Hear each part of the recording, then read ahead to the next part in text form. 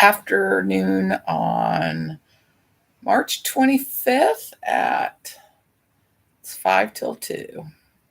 And I don't think I need this light today. Yeah, we got the front windows open.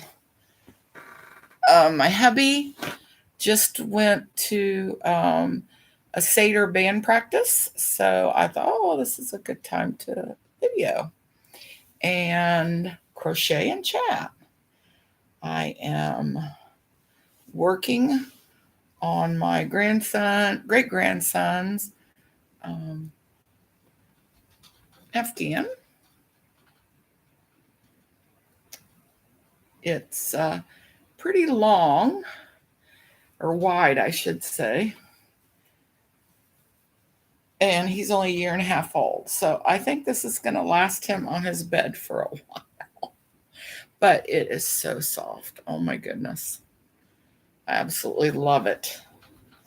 And the colors are, I don't know what the blue's called. I think I've taken the yarn sleeve has fallen off, but it's blue, kind of I think this was called a Dijon mustard gold, and then white, and then a lime green, and this is like a cinnamon color. And that's the blue again. I don't know what kind of blue you'd call that.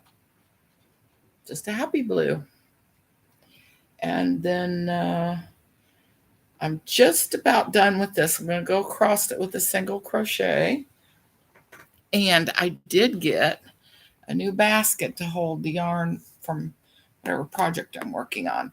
That way everything doesn't fall over in a bag. But this is going to be the last color. It's Big Twist, which looks backwards in my screen. I don't know if it will in yours. And it's a taupe. And it is a 4-ply, 4 medium weight. I think that's what they call it.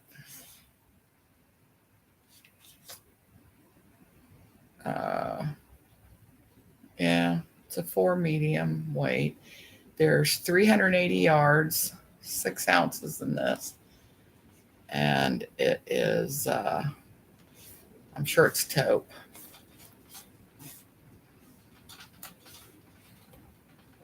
Yeah, color taupe. So Big Twist. I know some people like to know that kind of information. But anyways, got this basket 2 or 3 days ago at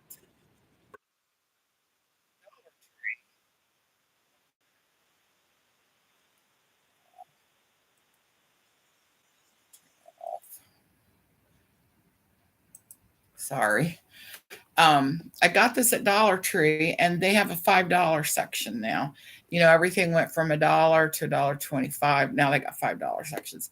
But I got 2 of these. I think I'm gonna go back and get more.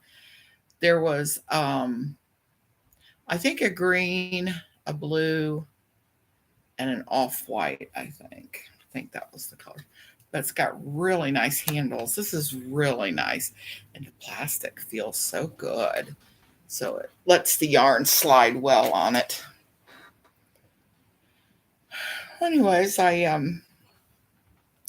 gonna go back over this with a single crochet, and then I don't know what this stitch is called, but this is the single crochet, or well, no, it's a double crochet, but it's not the granny stitch. So I'll put this row right here, and then when I attach the new color, I'll do this. I don't know what it's called. It's like a post stitch.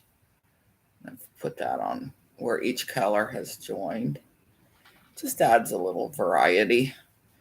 Oh my goodness, this blanket is so soft, which is very exciting for me to work on it because I'm enjoying all the softness. I did finish the neon one for his name's Freddie, for his sister, which I can show you in a little bit. It is not as soft. it's soft, but not in the way this one is. That yarn, I think the dye has made it a little bit stiffer. And so I threw it in the washing machine and let it, wash good in ivory soap. And then I dried it, machine dried it. And so it definitely has a nice drape to it.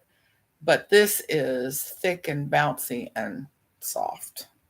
So this is my enjoyment while I'm working on it because I get to enjoy the softness.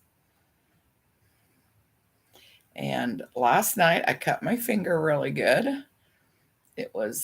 Luckily it did not go into the nail bed, but it kind of did right up to it.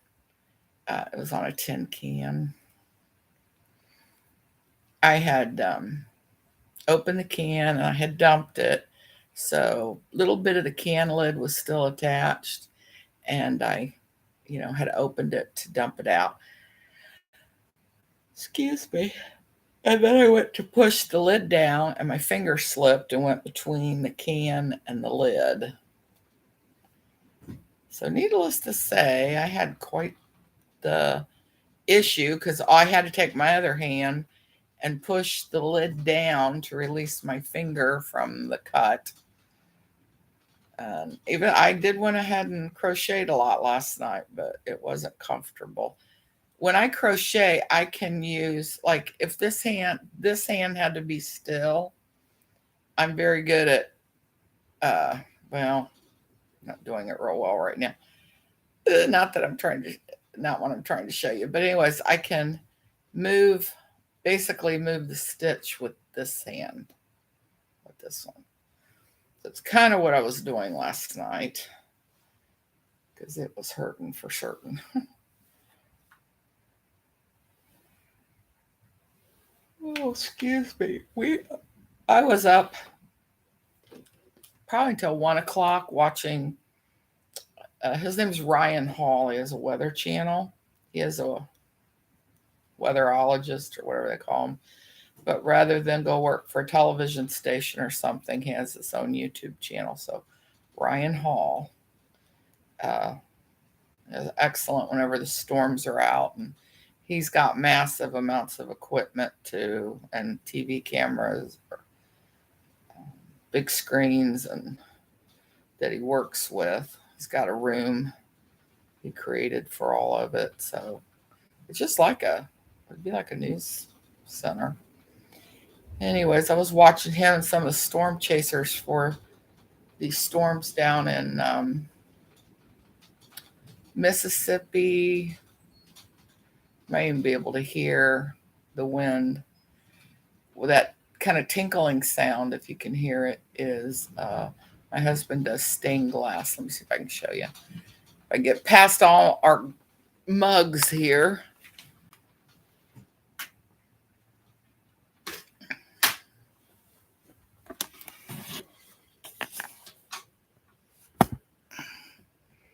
Can you see the stained glass?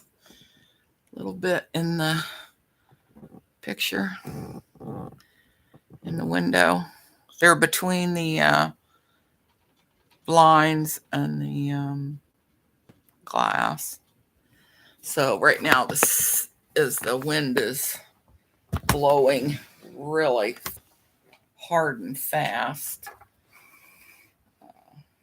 kind of rattling our panes of glass, rattling those.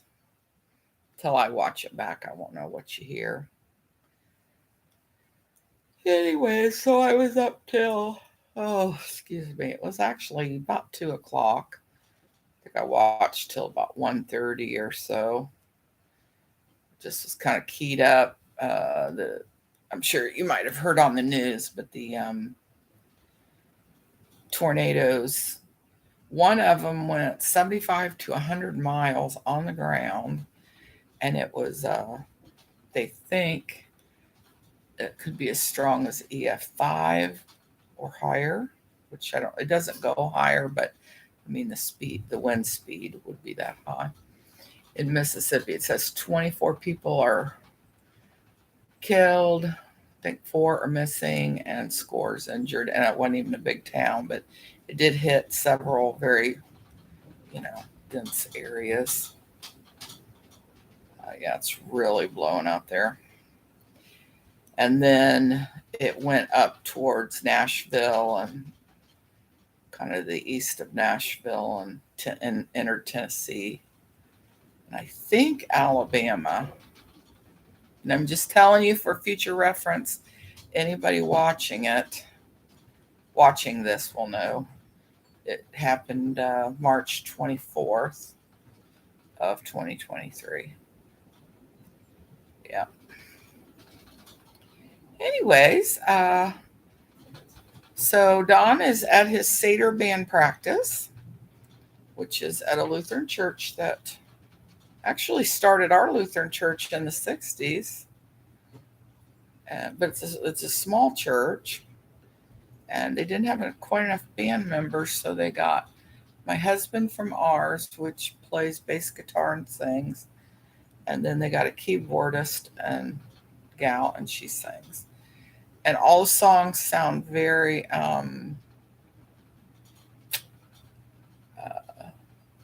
Jewish, got that Jewish beat.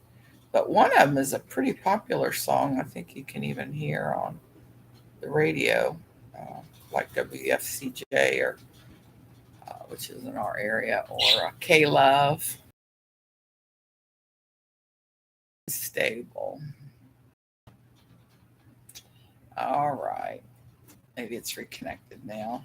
Sorry, the wind is so strong out, it's even bothering our television because we do a lot of streaming through, I don't know, one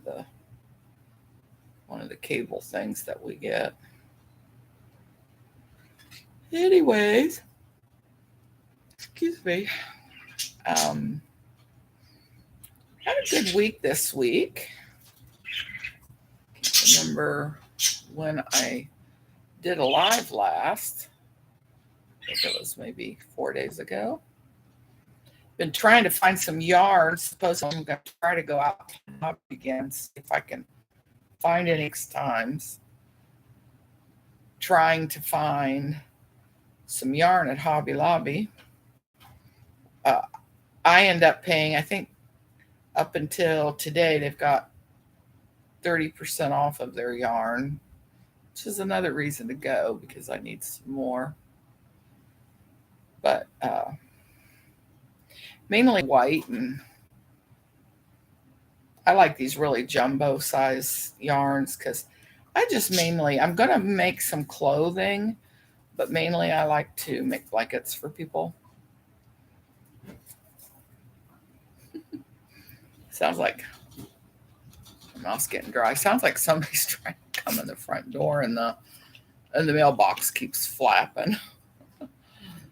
We have the cutest mailbox.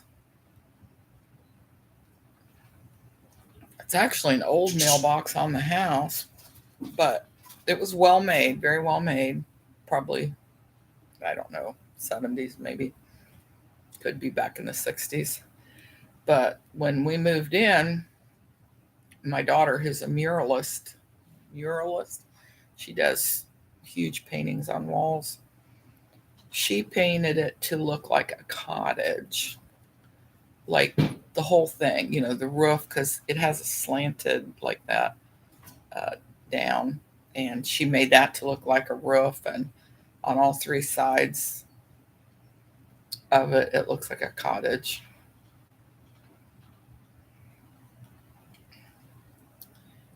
Yeah. So anyways, the lid keeps flapping.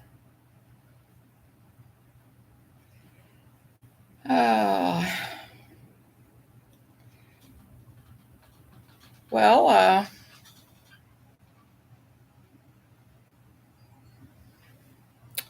let's see. Our granddaughter and grandson-in-law came over. He's the one that, if you watched it all, cut his hand right here. And Wednesday had to have, because he could move this finger a little bit, but he couldn't move these at all. He definitely couldn't move his wrist. So they attached the tendons. They didn't have to do anything with the nerves, but they did separate them and set them aside from each other because the doctor said that would probably be the worst thing for the nerves to, uh, like, if they were critical nerves, he would have reattached them, but he said he didn't think they were critical, but he didn't want Adam to have any pain from, I guess, touching, maybe. I don't know. But anyways, they came over here for about 3 hours. We had such a nice visit.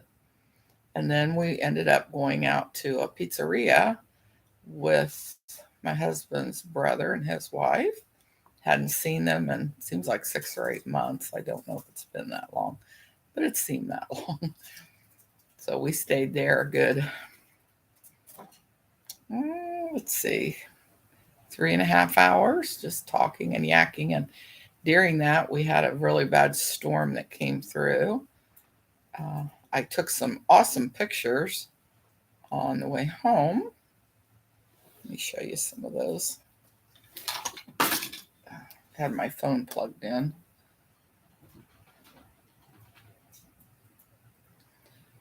I guess I'll start with this one. I'll just go through them.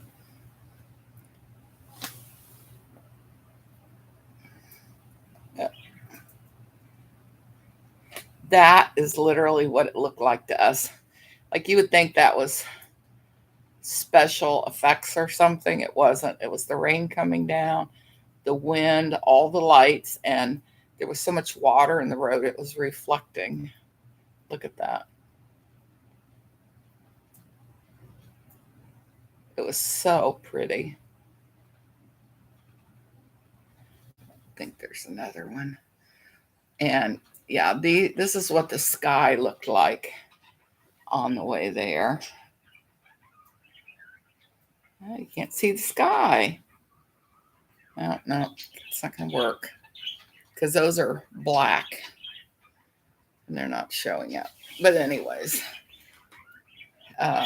it looked like a tornado was coming through. Let's see if I can.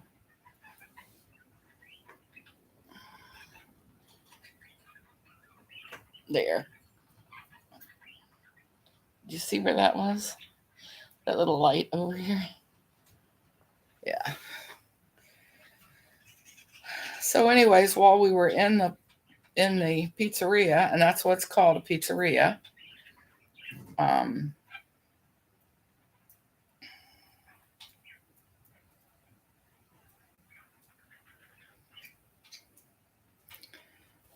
little message from my daughter. She's going up to Columbus right now, and my son-in-law, this is another son-in-law, had just gone up there for one of his games.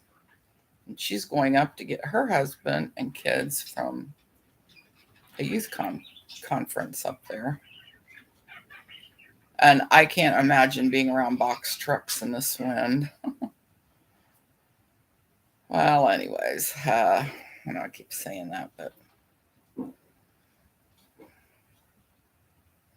that's what that was about. So we had a nice time at the pizzeria with my in-laws, and just, I love it when you can go out with somebody and you just yak and literally the time flies. There's just like no spare moment between the talking and sharing and laughing and whatever. Love it.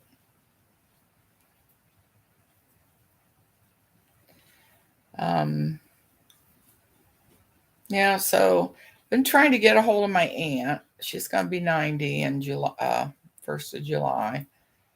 And she's been hospitalized in January and February for falls.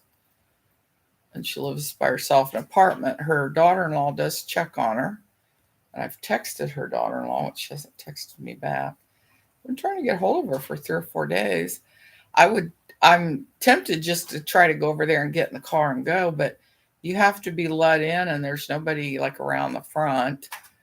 So whoever lives there has to like buzz you in, or her daughter-in-law could, buzz me in if she meets me over there. So I'm gonna hopefully hear back from her, and if she has heard from her, then maybe there's just something wrong with her phone or something. But 3 or 4 days, that's a long time. And hardly anybody has landlines.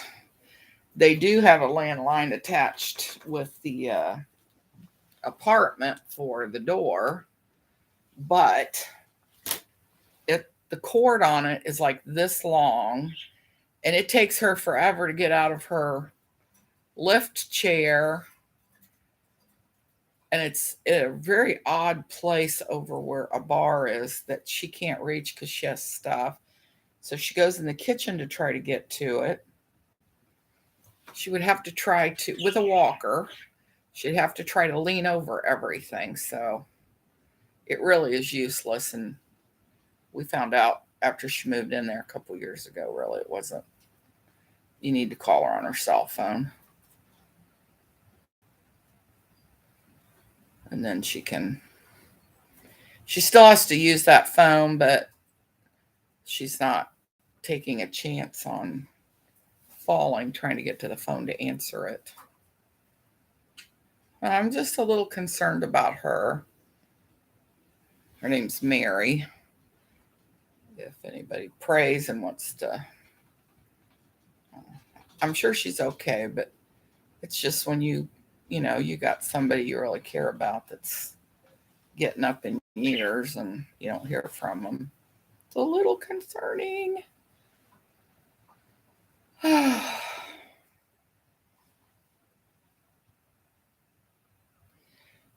right, I usually put 2 regular double crochets, and then I start doing the loops. Oh, hi, Sherry. I'm here, but we have a super slow internet connection. So everything is really choppy today. Yeah, even this kind of goes in and out, Sherry, but I'm so glad to see you. I'm just sitting here crocheting and trying to think of something to yak about. Do you have anything going on there? We have super, super high winds. Like, I'd really like to know seems like it's 40 to 60 miles an hour, I would think. Same here. I hope I didn't miss much. No, you can even rewatch it if you want. So far I haven't gotten too many people. My friend Brenda, who I've known since childhood, she's the only one that's really been on, and now you. So, yay! So I will show you. I'm working on this for my great-grandson, and it's a blanket. And I'm adding my last new color. This is called taupe. And it's kind of long. He's only a year and a half old. So it'll definitely go across this bed and last him a little while. So it's not just, it's not just like a baby throw or anything like that. Oh, thanks. This is something he can grow into. Yeah. I said white. I don't know what color this is. Like a color, would you call that? It's a beautiful blue. And this is like a cinnamon color and lime. And this one is called spicy mustard, or Dijon mustard, and then the blue again. Yeah, I'll go and show you. I'm making Don, he claimed a quilt or a blanket. And I have these clips all over it because it's so, since it's a small hexagon, it's kind of hard to know where to start with, where I want to start with my next attaching hexagon. So I put these clips. Great, now you're making me hungry. I think I'll go and get a lime and put some cinnamon and mustard. Oh, that's funny. Anyways, he wants this the size of a queen size bed, and I have loads and loads of the hexagons made. So it's just a matter of attaching them. And like I said, I have these clips because that's where I want to.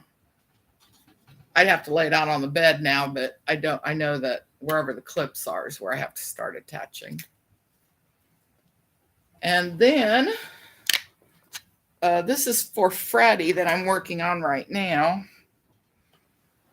And this is the neon one I made for his sister, Izzy. And I got a little. Tell you, when you work with yarn, you got to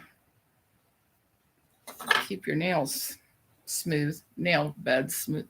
Anyways, there's no rhyme or reason to this other than all the way around the edge, I put this hot pink because she's on a T-ball league, and this hot pink is the color of her T-ball glove, and then I added a little decoration here on the side.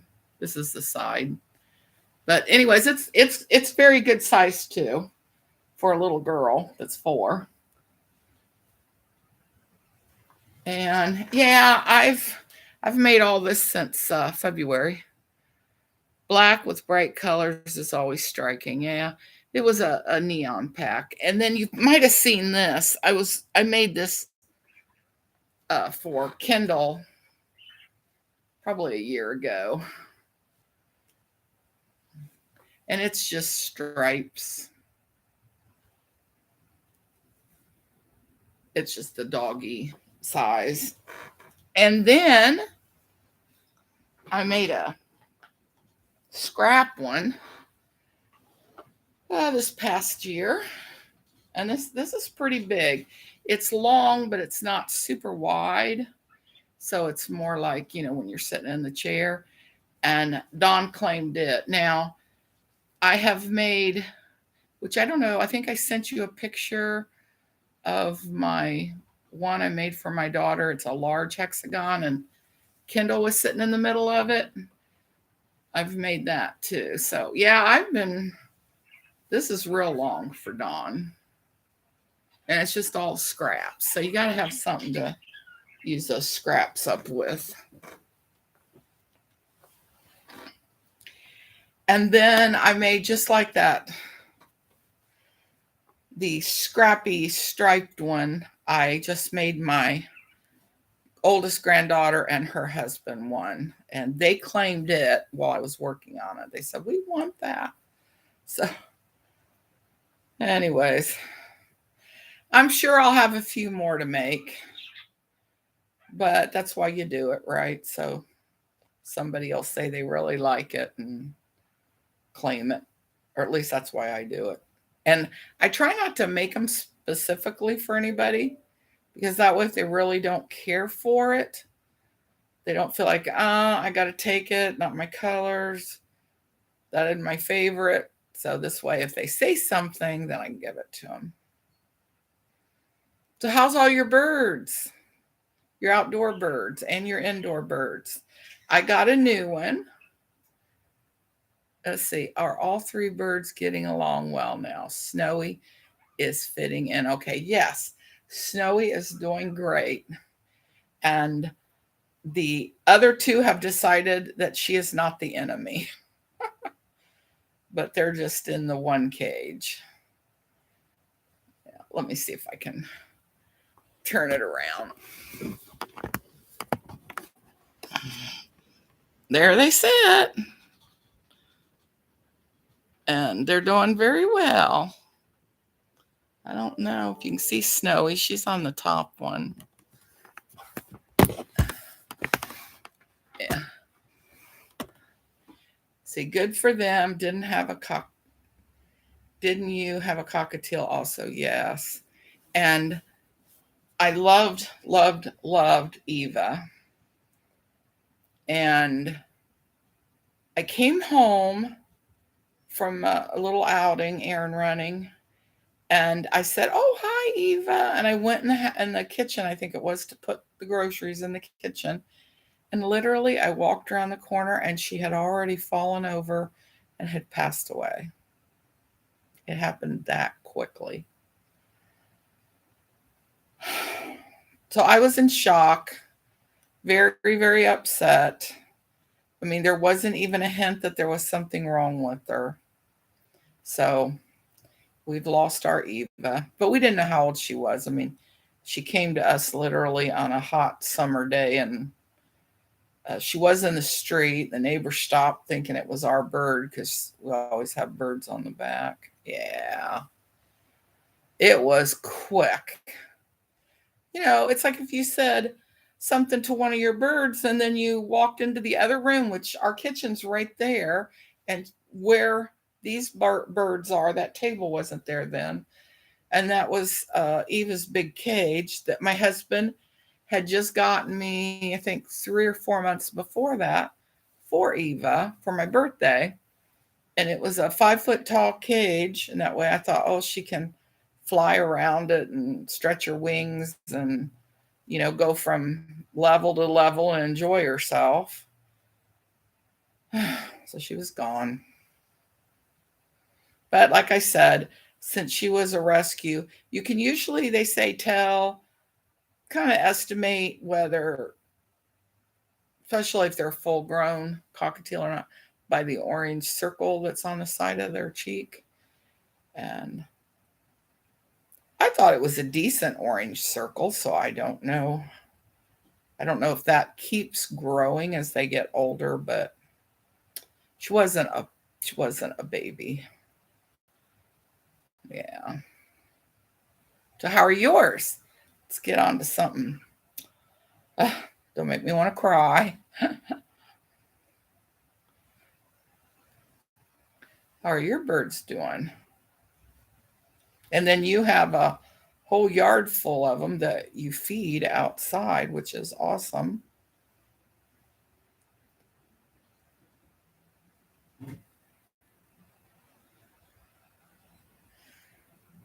Poor poi boys, is that what you call them? Or is that a type of bird?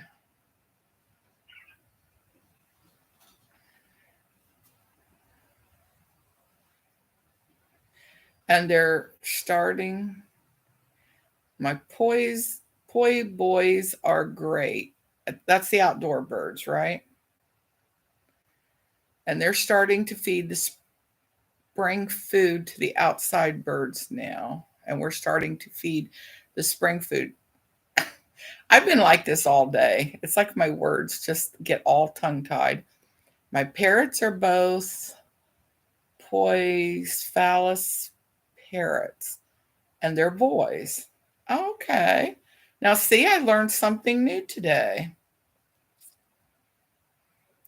I didn't, I've never heard of that name. I'm going to write that down.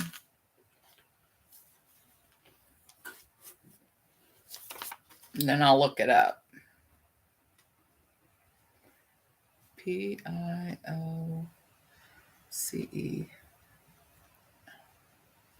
parrots. That's why I call them poi boys. I think that's very cute. Oh, I bet they even recognize your voice when you use that word on them. My two parakeets that I've had for a while, they know my routine with them, and they know my voice of what I'm saying. And the new one's just now learning. They're from Africa.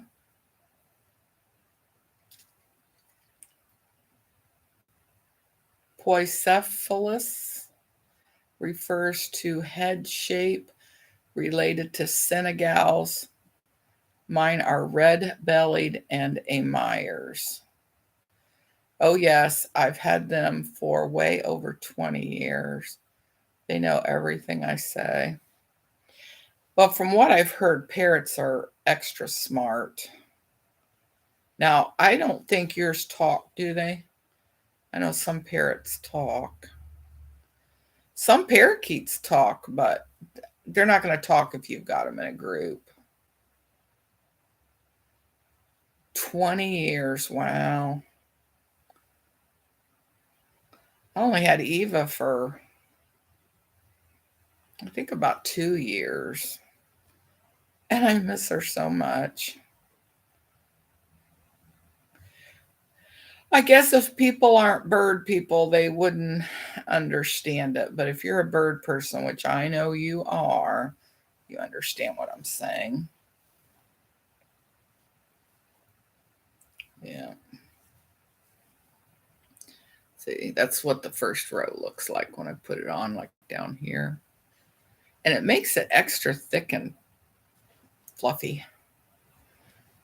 Uh, you are so right about that. Bird people get it. Yeah. There is a bird aviary. Now, I have only seen the outside of it. My husband has been over there. They keep very tight, kind of like they're open maybe 3 times a week and just certain hours. So you got to hit it just right. But it's a bird aviary, just, I don't know, 5 minutes away from here. Uh, Maybe 6, 7, something like that. It's not very far, just down the road. Um, and from what I've heard, they let a lot of their birds fly around this. It's a store, like they, if you need to, if they have rehomed birds, birds that people can't take care of anymore. Um, I'm sure with as many birds as they've got, they probably raise some of them too. But then it's a store and they specialize in birds. So one of the reasons they're not open that much is because they're taking care of the birds. But you can go over there, and I know I found out there was some kind of parakeet that, and I can't remember the name of it because I was just looking for a parakeet. They don't sell like my, you know, $45 parakeet. They sell $375, some kind of special parakeet. So I'd like to go over there and see those. They probably have some of your birds too, because yours are parrots. On the second Tuesday of the month, there are probably hundreds of types of parakeets. Yeah, I can't say anything more educated right now about the ones I know they've got over there. Huge list. Let's see if you can look it up online, and you can see all the birds they have. I'm trying to think of their exact name.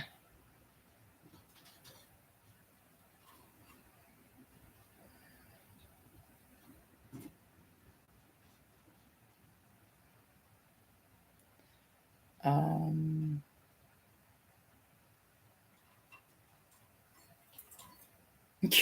I'm having to go through my list, which luckily is not that long on my phone. See if I can, which I'm not a good scanner, so I'm thinking it's towards the end here.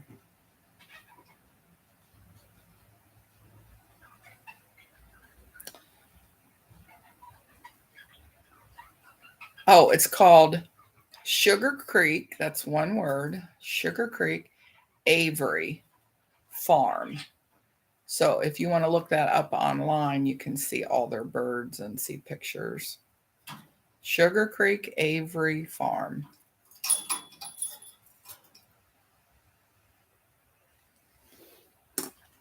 Yeah.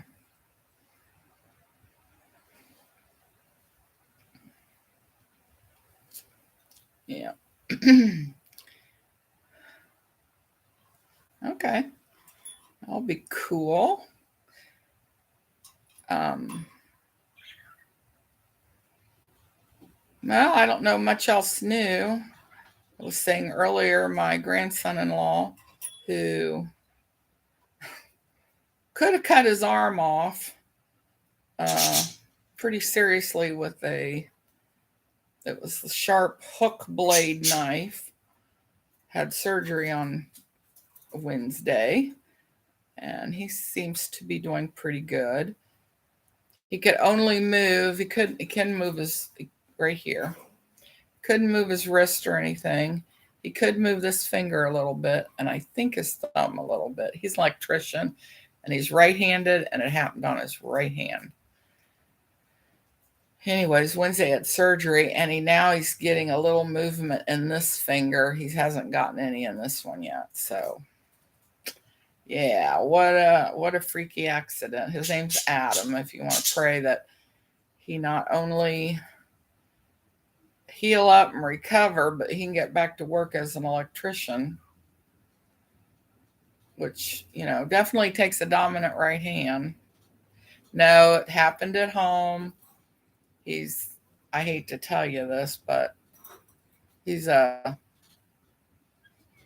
knife collector or kind of like odd weaponry, and he tends to juggle them. And one slipped, so no workman's comp or anything like that. Definitely a bad situation, but I know he's learned a big lesson. Yeah. I think it's got a big hook on it, which is a little frightening.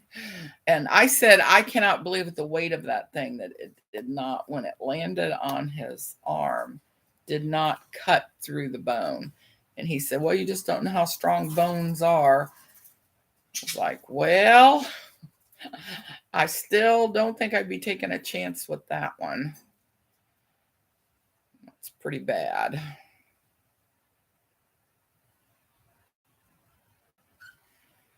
Yeah, it's bad. But anyways, his name's Adam, and he and his wife, my granddaughter, just bought their first home. She does work, but it's going to be a while, so I don't know how much savings they've got, but whatever. It's a financial responsibility. Yeah. Yes, I'm my Aunt Mary, and I keep looking over there to see if my cousin-in-law, which is her daughter-in-law, has answered me about her. I just have a feeling she's in the hospital. I don't know.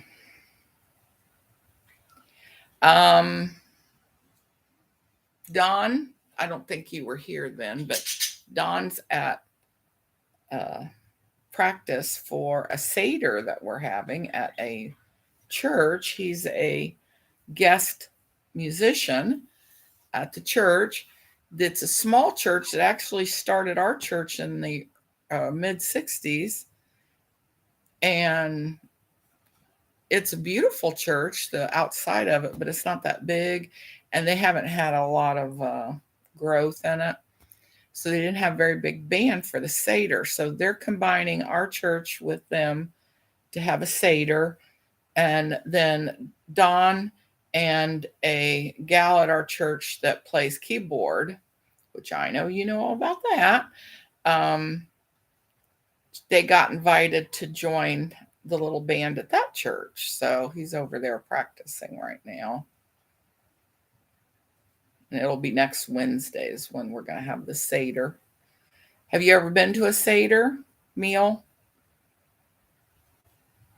It's just for anybody that might be listening later. It's to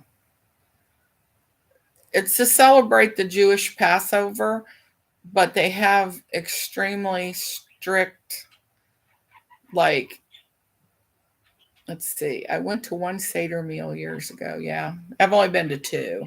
My sister-in-law had one, and then our present church, we went to a Seder they had. I know they have like maybe a wassac type cracker. Has to be without yeast. And then they have horseradish for the bitterness of when they go through this, they read a panel or a pamphlet and go through the different parts of the meal and what each thing represents. And I remember the horseradish was for the bitterness of their hard work in Egypt.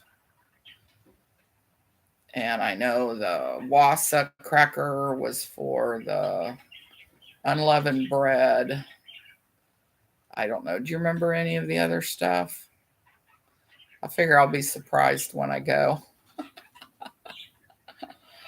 Oh.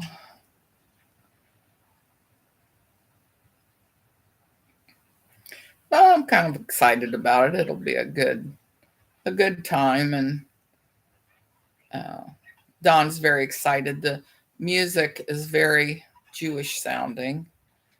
It's got that different kinds of beats. No, it's been too long. I remember general things, but not much specifically. Yeah. I just remember everybody gets a pamphlet to read so that when you go through each thing, that's about all I remember. And I remember it's always usually pretty, yeah. There's a kind of it's a messianic messianic Jewish music. One of the songs that you would hear on K-Love or, some of I don't remember the name of it. You would. You and Don could talk about music, I'm sure, and understand each other perfectly. I like to hear it, but I don't know anything about it. Are you still getting to play your keyboard? You'll have to get out some Jewish music and play it soon, or practice it for this time of year, especially.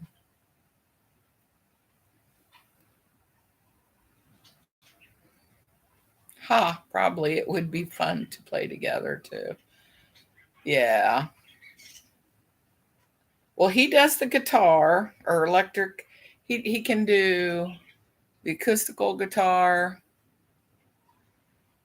a bass guitar. He's got a jazz bass Fender. Can't always hold my arms or head properly. Oh. Now, is that something recent? Or is that the position of how you have to sit now that you've moved into a new place?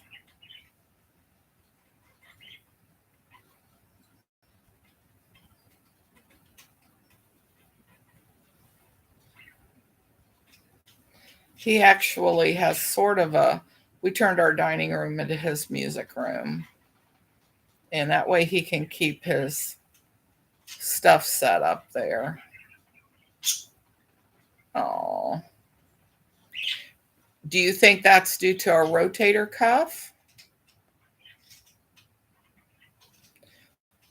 I've had neck surgery, so I know neck issues can be very difficult.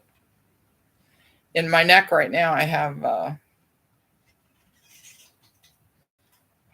music nook in our new place. Well, good.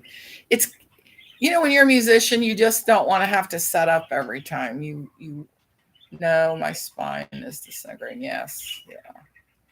Well, that was part of my problem. That's why I have 2 titanium plates, 3 cages, and 6 screws in my neck. And arthritis from jaws to toes. Oh, God. Oh, Sherry, that's just awful. Yeah, my son, who's retired military, his spine's doing that. He just had neck surgery last September 1st. And he's just now, I don't want to do surgery, but it's all good. Well, I had to have surgery. I didn't have a choice, or I would be a quadriplegic right now. I also had bone spurs besides the deteriorated discs. Now my son had to have it because he militarily they have to go through. I think he went through a year and a half of everything you can imagine, from chiropractor, acupuncture, therapists. He had all kinds of treatments, and he only had like a fourth of his disc left. The rest of it, I guess, it turned to like powder, so it wasn't good. So they had to do surgery on him. He tried not to, but his pain level absolutely never got better. Yeah, mine was dangerous. I had bone spurs, they said, that were at least 50 years old. And, they're hooks, and the end of the thing is like sharp as, a needle. And I had two of them, and they were pressing into my uh, spinal column, which still, I mean, thank God I'm crocheting and everything, but I have extreme weakness in my hands, and I don't have a lot of feeling in my fingers. So I can only imagine what it would have been like if I had have let that go much longer. But the pain wouldn't let me, so that's one good thing about pain. It keeps you aware of what's going on. Probably the only good thing about it. Oh, let's see. I might have got a message here. Let me see if it's about my Aunt Mary.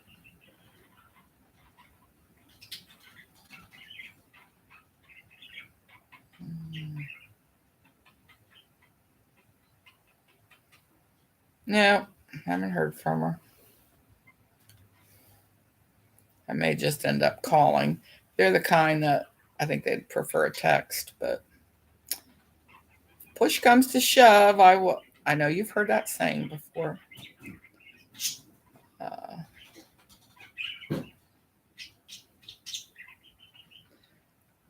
True. Yeah, about pain.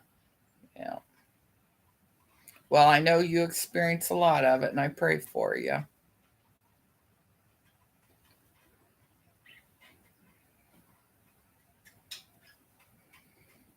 So, you got anything else new there? Oh, I have to tell me something. That's what I want to hear. Something, something. I want to hear, want to hear.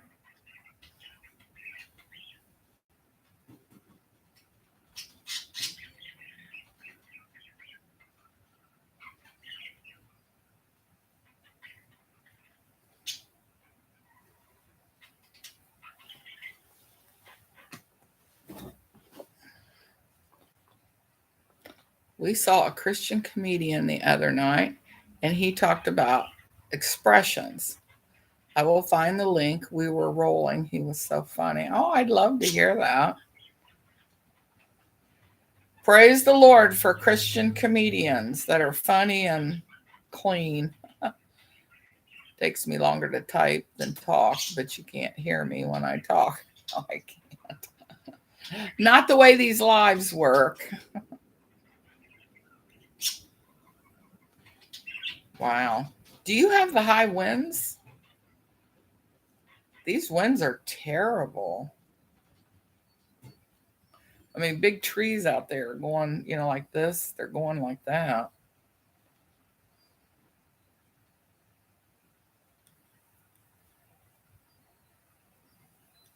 You seem to take that kind of stuff in your stride, though. Oh, no wind at all here. Yeah, I don't know. Uh, I don't know what our winds are. I know they've got some warnings out. I would say seems like 40 to 60 mile an hour winds, but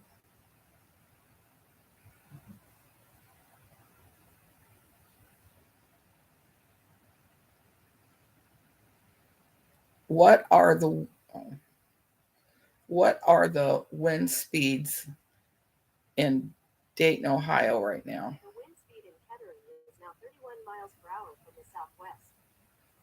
Well, it's 31 miles per hour from the southwest, but I know it goes way up. No wind at all here still. Very still, in fact. Yeah, that can be good. Oh, and my phone number change is happening. I will text. Yeah, text me. I watch our huge jack pines bending down in the wind from my chair. It looks so cool. Yeah, I take it that's not right next to your home. If it is, that would be a little scary. But you're kind of like me. I pretty much take that stuff in stride. That the Lord's going to keep me safe and protected. Oh, I have to tell you a story. True story. Back in 19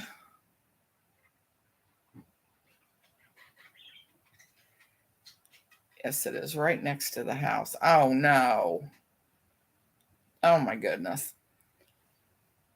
My Aunt Adelia was 85 or 87, and she lived in San Francisco.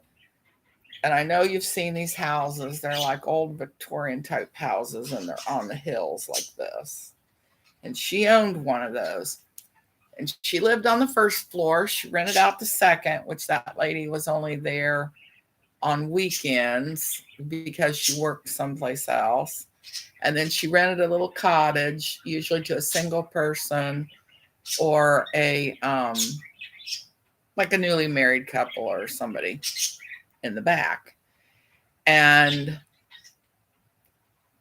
let me look. I'm sorry. I'm one of these facts people. I'm trying to remember my facts. When was the San Francisco earthquake in the 1980s?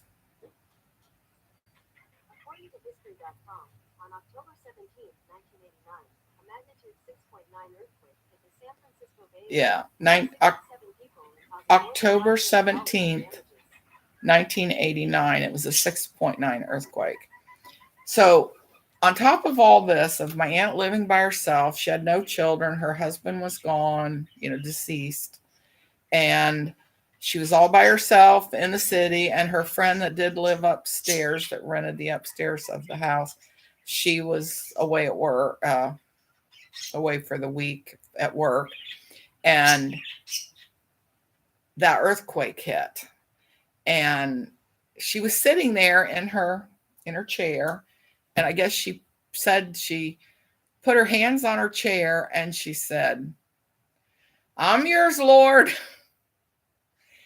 And a lot of the houses on her street, because those houses were built before they attached um, to the foundations. They didn't used to attach the houses to the foundations, and some of those houses had just popped off of the foundations enough that then they, went over or leaned, you know, and the only thing hers stayed on the foundation, and the only thing she got in her upstairs that her friend rented, she got one crack in the ceiling, and that was it.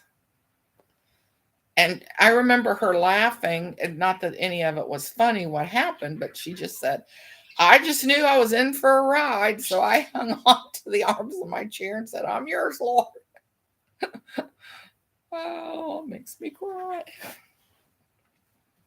She passed away not too long after that, but it wasn't due to the earthquake. It wasn't due to that.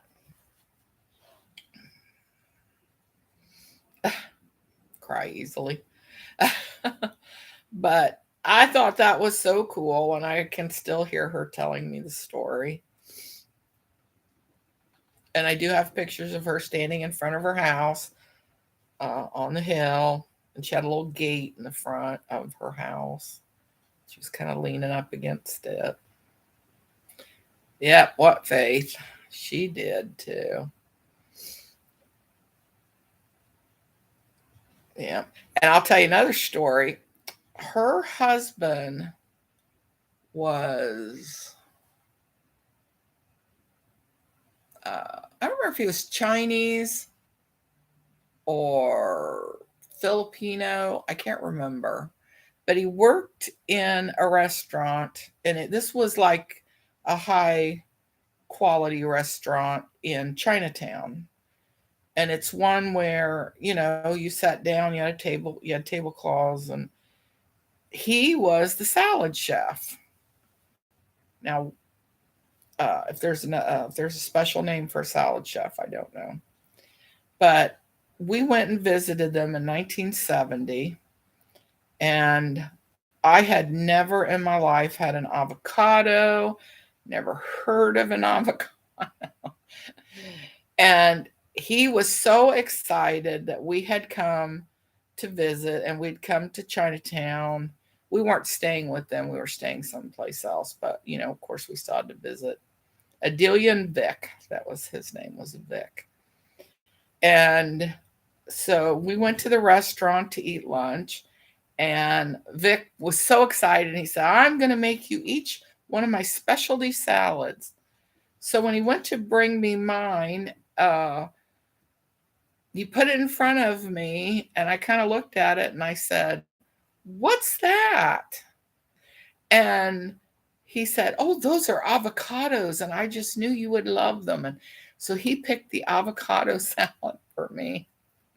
Well, if you've never had an avocado, never heard of it, and back in 1970, as far as anybody that maybe wasn't in California, I don't think they knew what avocados were. I don't remember ever seeing them in a grocery store.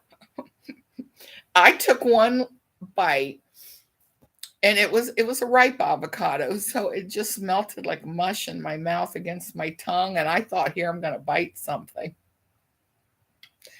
I was so grossed out, but I was trying my best to be polite because he was in with anticipation for these special salads he had made for each one of us. There were five of us, including Adelia there. And there it was. I couldn't eat that salad. And he's like, Is there something wrong with the salad? Is there something? Because it was really important to him that I like his salad. So, yeah, I love avocados now. Now I buy them at Aldi's. You can buy them in a bag, frozen. They're already chopped up. And I can get out what I want and weigh it and put it in a recipe. Or I think I've only put it in a smoothie once, but you don't really taste it in a smoothie. But I love the taste of avocado. I could just cut an avocado in half and use a spoon and eat it now. But back in 1970, that wasn't going to happen. What do you do with avocados? I like them too. I use You can take them out of the bag and just put them on your salad, and they defrost pretty fast. Um, I just like to eat them. A lot of people like avocado toast, which I don't really eat bread very often, so I've never really had avocado toast. I'm sure you've seen recipes for that where you just kind of spread the avocado on the toast in the morning, like hot toast, and kind of melts it a little bit. And then you could put some salsa or something on top of it. Of course, you can also, that's pretty much all I've done with them on salad or on Mexican food. Yeah. Uh, my son in law loves guacamole. What I like about the Aldi's bagged avocados is that they stay fresh because they're in the freezer, and they're not expensive. I'm thinking it's like $3 or three something 25 or something for a bag.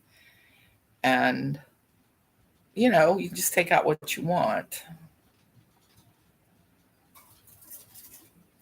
Yeah, I haven't made that either. Uh, I think you can put it in soup, and it makes it like a add some creaminess to it.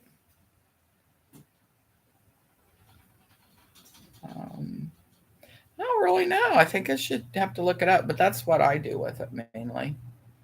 I just eat it plain. And it's really good. I know I am just nuts about that everything bagel seasoning. So you could even have a little avocado and just put a little bit of that on it and eat it like that. But yeah, I'd put the everything but bagel seasoning on top of the avocado on the toast. Uh, if you make smoothies, like I made that's all I've had today is a smoothie, and I used half a cup of cottage cheese. Oh yeah, with everything bagel seasoning. Yeah, it's really good. So in my smoothie, I used a half a cup of cottage cheese, um, big handful of baby spinach. Um, I used a cup and a half of almond milk because I got an extra lot of almond milk right now. And I use one serving, which is, I think it's 140 grams of strawberries, frozen strawberries that I get from Aldi's. And I'm telling you, that makes the best. Greek yogurt makes really good in smoothies, but cottage cheese does really well too, and it gives you protein. So. And then I had half of my smoothie left that I'd made at breakfast. So for lunch, I took what I had left of the smoothie and I added uh, 32 grams of peanut butter to it and blended that up. I just used a little blender that I had. I did. Um, it's like you would fluff up coffee or something. Oh yeah, smoothies. If now I have a just a regular Oster blender. It's not one of those big high power fancy things, but you can add a stalk of celery. Now I would take it and I cut it up into like little sections. You can add a grated carrot. You can add any kind of greens. I like baby spinach the best. I have used romaine lettuce. And what's really good in it is cucumber and um, and excuse me, I tend to buy the little mini cucumbers. So I'll just add one of those cucumbers or what's the other thing? Of course, you can add tomatoes. Mm, it's just really amazing how easy it is just to throw something in. Now, I tend to weigh out everything. Uh, I don't, probably the only fruit I ever really have. I would love banana, but that sends my blood sugar up. So I'll have frozen strawberries from Aldi's or frozen blueberries. And sometimes I will get the pack that has a mixture of berries in it. Does Pete like berries and smoothies? Especially vegetable smoothies. Now, I like to add the vegetables, like one or two vegetables, with either the cottage cheese or the Greek yogurt, and I get the non-fat Greek yogurt. Let's see. You've got me sold. We just got a magic bullet. Oh, I would love to have a magic bullet. And at the thrift store, wow. Recently, going to do it all. Yes, love them. Yeah, I don't know. I've never really seen that many people do the celery or the just a stalk of celery. Like I said, you just cut it up a little bit so it's got a good start to blend. And grated carrot, it's really good in it. And then I like a smoothie over a juicer. I did juicing for probably a couple years, but I always felt bad for not having the pulp. And then when you're diabetic, you really, even the vegetables, all that sugar goes straight to your blood system. So if you have the pulp, then that really helps. Yeah, the only fruit I would like to do bananas, like before I before the diabetes was a problem. Uh, it's just totally genetic in my family. It's so frustrating. But I like to freeze bananas and then use half a banana or something in my smoothie. But bananas really it can add 150 points to my blood sugar easily, just a half a banana. So yeah, I don't like that. But I do like a little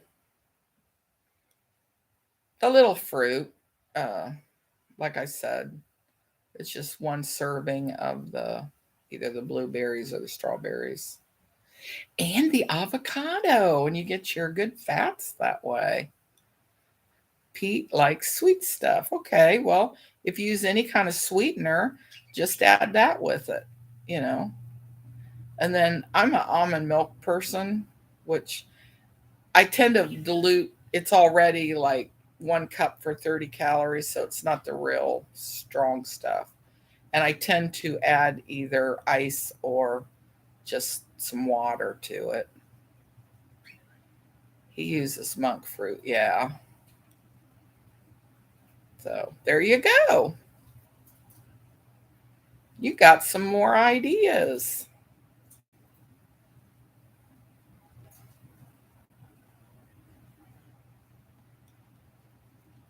I used to get the monk stevia fruit. I think that's from Costco, but I don't have any more of that.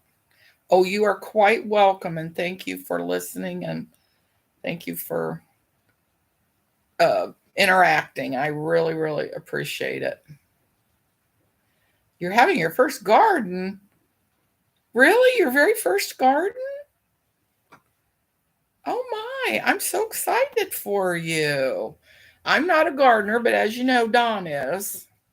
And he can't get down on his knees anymore. And I know you can't either. So are you going to have it in containers? Or is Pete going to build you something so you can have it more up high? I've actually seen where they can uh, make it that you stand up to it, and it's only that deep. You have a raised bed or beds? Okay. Well, he's thinking about that, but I'm still not for sure. He wants to put a seat around it. Our helpers are gardeners, and they bought us 4 raised beds. Brought us. Oh my. Don has to build his. What are yours? I will be able to stand up. Oh yeah, that's the way I would like it, or a container pots. Yes, or be on your squawker. Um, so were these raised beds that they had already made, or do you buy them? Like if Don could just go in and buy it without having to go through all the process of making them and then carting in all the topsoil. Yeah, you can do container pots. You can do the round ones, but like the window, they're about that wide and I don't know, 4 feet long. I think that would be nice. They were already made. Another of their customers was going to throw them away when they didn't need them anymore. Ah, oh, that'd be nice. Be nice to get a hold of something like that for Dawn.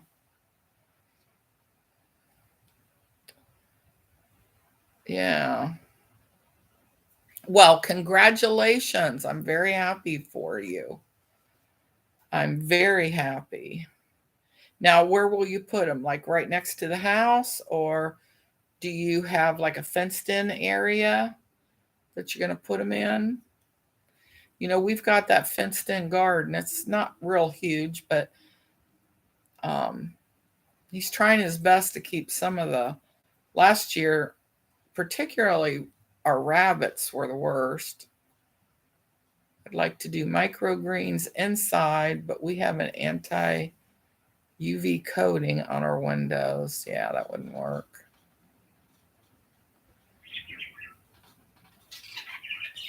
Yeah. We'll be right next to the house, but I don't know a whole lot yet. Emma will be teaching me. Well, very nice.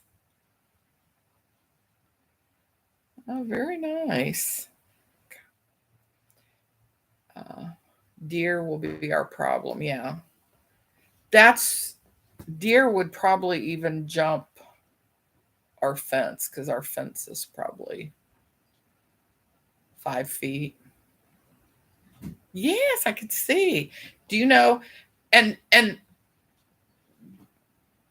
don't worry about your quantity that you're planting because Don always thinks the more the better, and we end up with way too many tomatoes. Of course, I'm sure you can give some to your kids.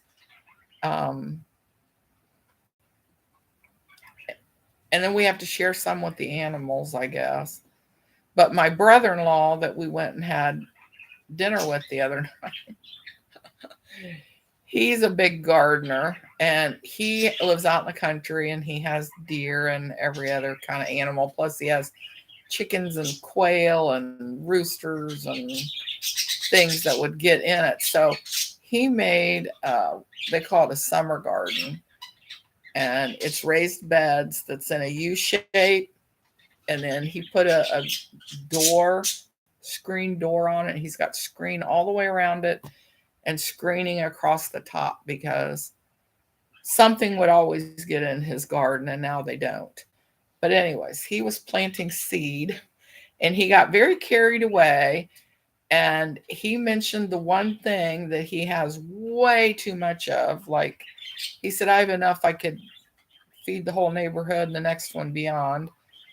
Um, is beets.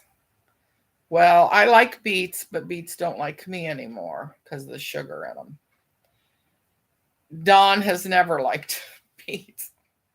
And I think he was so disappointed we weren't jumping for joy that we could get some of his beet plants that he's already got. I guess they're getting really big. So, what do you want to grow? Casey's husband also has a huge garden.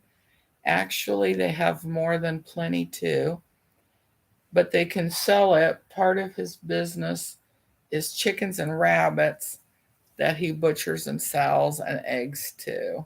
Oh, that sounds, yeah, that sounds exactly like my brother and sister in law. Yeah, they have that kind of thing. But what he's going to do with a lot of these extra starters, because I guess he's got hundreds of them, is he's going to put them on the road with a free sign for the starters, and a lot of people come get them. Oh, I love beets, especially pickled beets, and really just any kind of beets. Did you know that beets are really good in smoothies too? Of course, it'll make it red, but it doesn't have like a really strong flavor. So you could put the beets with your vegetables. You could put the beets with your greens. You can put the beets with your, um, if you use frozen strawberries or blueberries or raspberries, anything like that. And the beets go really well with that.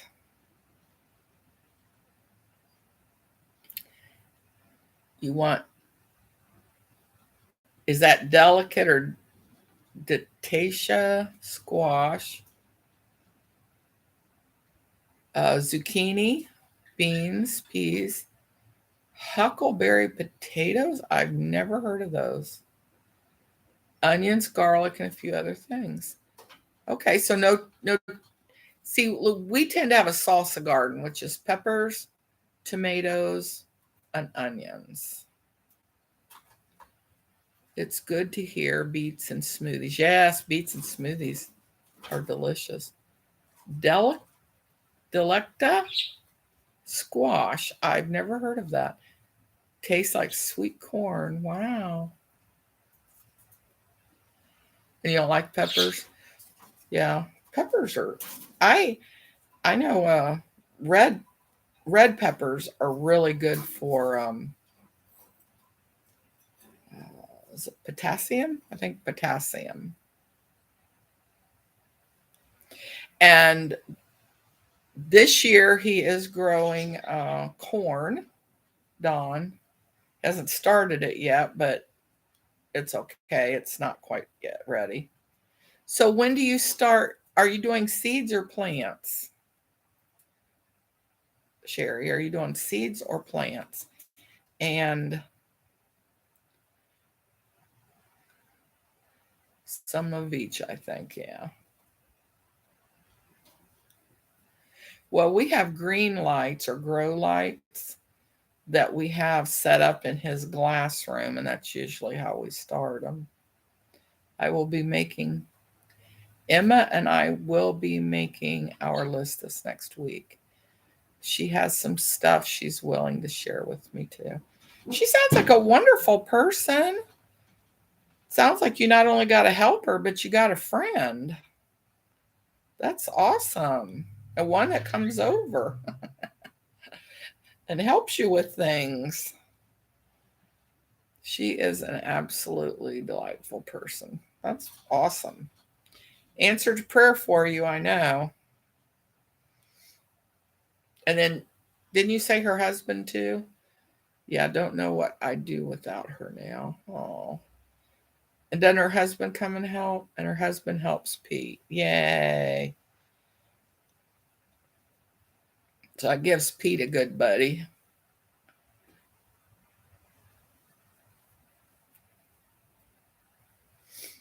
They do outside stuff, heavy lifting, maintenance, repairs, etc. Yeah. And yeah, I'm kind of hoping that Don and his brother can start finding some time to do things together this year. Don did 3 park benches that, so my aunt had one, and we had 2 of them. I think that's what it was. And all the wood had to be replaced on all 3 of them. And he's giving his brother one of them. So, and his brother has a lot. His brother lives in the same property and house. Well, he actually owns 2 that are next door to each other, and so. But, anyways, Don grew up right there. So it's kind of like going home. It's kind of like when you go visit them, you're going home. Yeah. Yeah. Same area as far as close by town, but they live way out in the country, and it's probably about 30 minutes to get there, but that's fine. We like the little trip. It's not where he lives, like there's nothing over there that we would just drive by and say, "Hey, let's stop in and visit." Because it's just not in the air. There's nothing in that area, but that we would go see. But we'll definitely go visit them, and they come over here probably more in the summer, just because we've got Costco right nearby us, uh, and then we go out to eat. We try normally. COVID has messed everything up, but normally we would try to get with them every month or two to go out to eat or something. But really, his brother just retired I think about a year ago, and Don's been retired for 4 years, 5 years.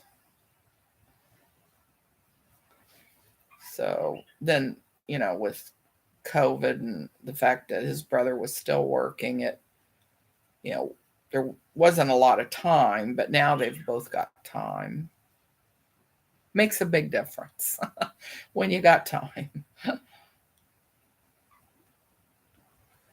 Yeah. But they're really, I don't know, Casey, what they raise, but um, she named a chicken that they just ordered. They've already got hens. I forget what they are. They're pretty good layers. And they do give us some of their eggs, but I haven't seen the quail since they've gotten the quail, and they have four. They did have five, but they have four roosters, which I'd be having some chicken soup. I think. I can't. I mean, one rooster's bad enough. I can't imagine having four. But they've got the Rock Island Red, and then another one I couldn't even pronounce. She was telling me they've got on order. Oh, and they're getting 10 turkeys. So he wanted to know if we wanted a turkey for Thanksgiving. I like to pretend my turkeys are not, turkeys. They just come from the store. And they're in the process. They only bought their little homestead last May. So less than a year, still building it up. Okay. They just got turkeys and duck eggs a couple of weeks ago. Now, they haven't mentioned anything about ducks, but they are going to be raising rabbits. They have a ton of turkeys outside, had a couple for Thanksgiving. Oh, that's cool. And while the turkeys are living, they're getting to enjoy their life. Unlike probably the turkeys we buy in the store.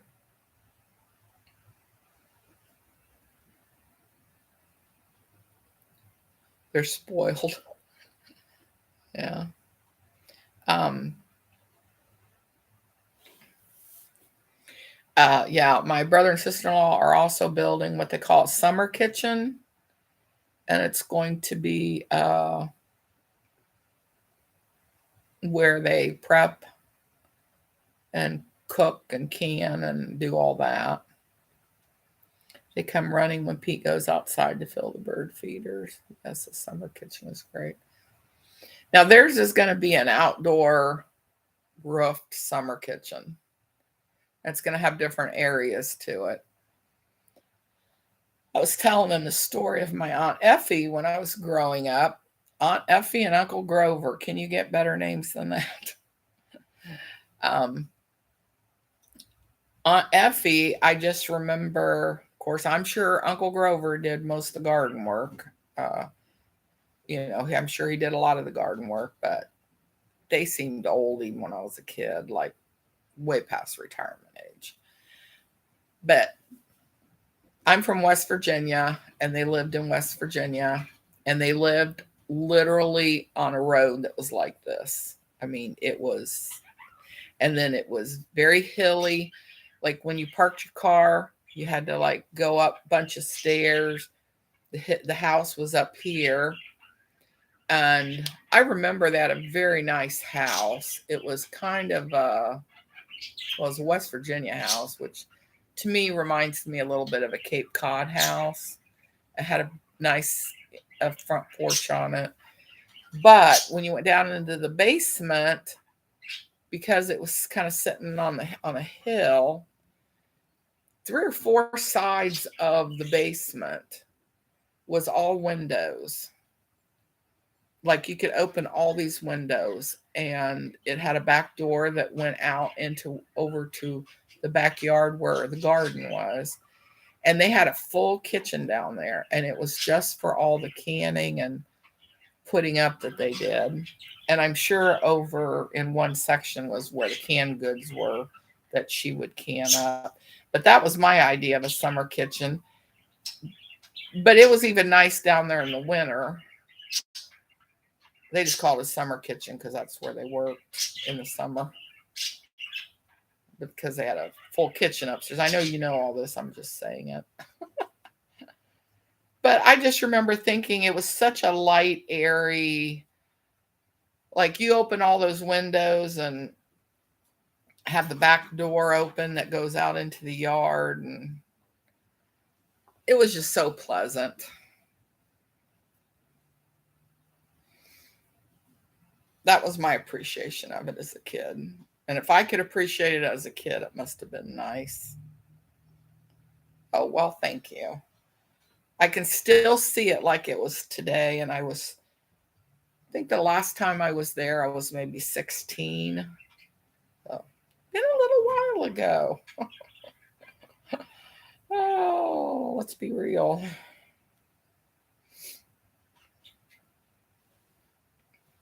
Yeah, the only thing about memories is they make you want to cry because you wished at the time you'd appreciated it more. You ever find that?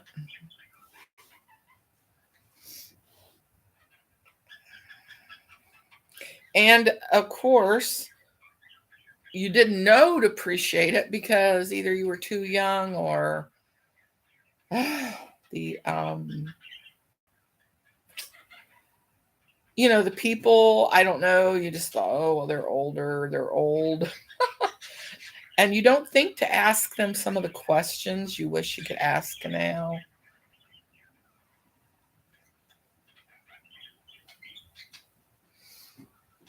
So many things. I don't think much about the past and forgot a lot after my stroke. Yeah, well, sometimes that's good because I don't live in the past. Thank God I don't. But I do have all these memories. Um, yeah, so many memories. I think some of it was too, maybe. So these days, I wish I could have more of my memories back. Yeah. Well, it's just like your mom. I remember your mom. I remember a lot of stories you have, mentioned about your mom, and especially your dad and your stepmom, which was uh, somebody very dear to you. So you have shared a few memories and ones I appreciated. And I remember your mom played the piano like you do, which maybe that's where you learned it was from your mom.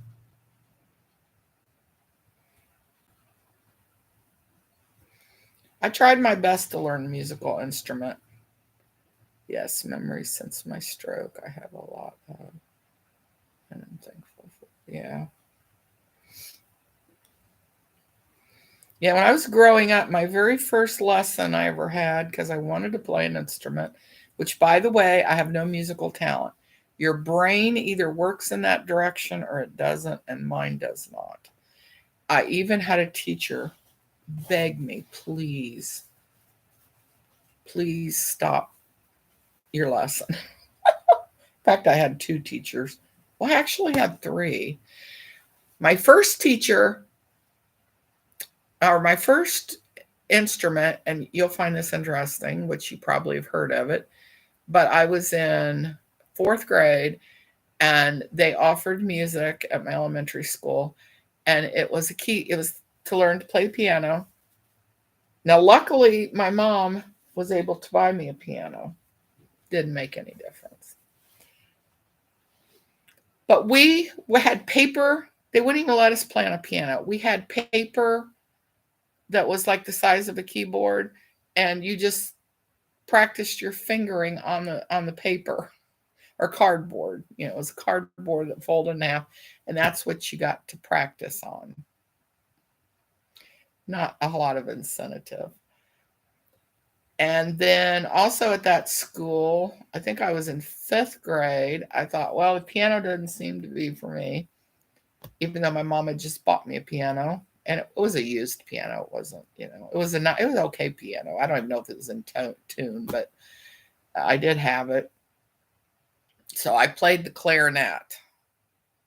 No, I'm not a clarinet person.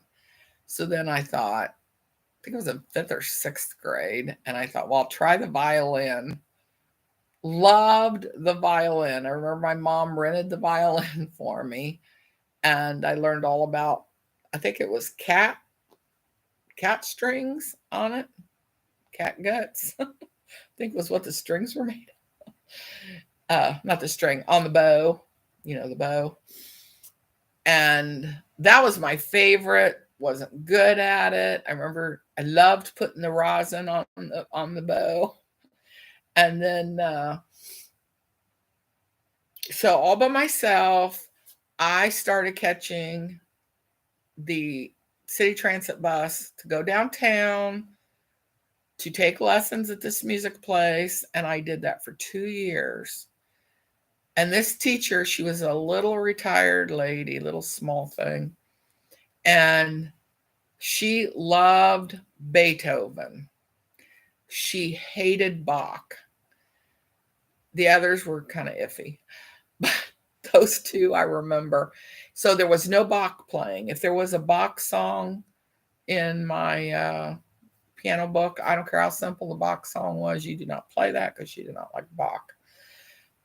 Anyways, one day she asked me, she said, honey, she says, I know you want to learn to play this, but you, no, you can't do this.